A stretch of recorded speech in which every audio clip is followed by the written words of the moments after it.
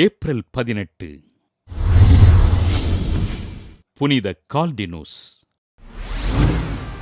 Italy நாட்டில் உள்ள Milan நகரை சேர்ந்த புகழ்மிக்க வல்வர்சி டெல்லா சாலா குடும்பத்தில் கிபி 1100 பிறந்தார் கால்டினுஸ். இளம் வயதில் செல்வத்தை புறந்தள்ளி இறைபக்தியினை வளர்த்துக் கொண்ட கால்டினுஸ் இறைவனுக்கு தன்னை அர்ப்பணிக்க விரும்பி குருத்துவ பயிற்சி பெற்று அருட்குருவானார்.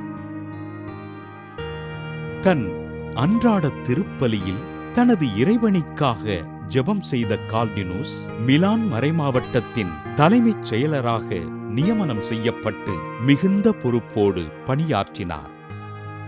ஆயருக்கும் குருக்களுக்கும் பாலமாக இருந்த கால்டினுஸ் குருக்கள் எவ்வாறு நற்செய்தி பணிகளை செய்ய வேண்டும் என்று பயிற்றுவித்து குருக்களை இறைபணியில் ஊக்கப்படுத்தினார்.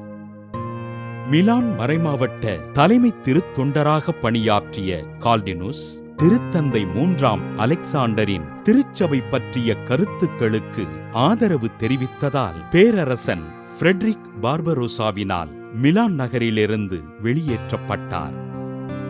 கிபி 1165 கர்தினாலாக உயர்த்தப்பட்ட கால்டினுஸ் கிபி 1166 மிலான் நகர பேராயராக நியமிக்கப்பட்டு போரினால் சிதையுண்டு இருந்த மிலான் நகரை புதுப்பித்து இறைபணிகள் செய்தார்.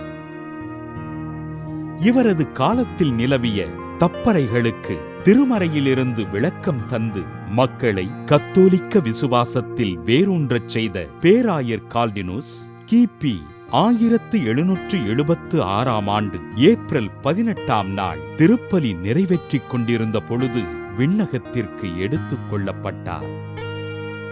திருச்சபையின் கருத்துக்களுக்கு செவிமடுத்து மிலான் நகர மக்களை நல்வழிப்படுத்திய பேராயர் கால்டினுஸினை திரு அவை புனிதராக உயர்த்தியது.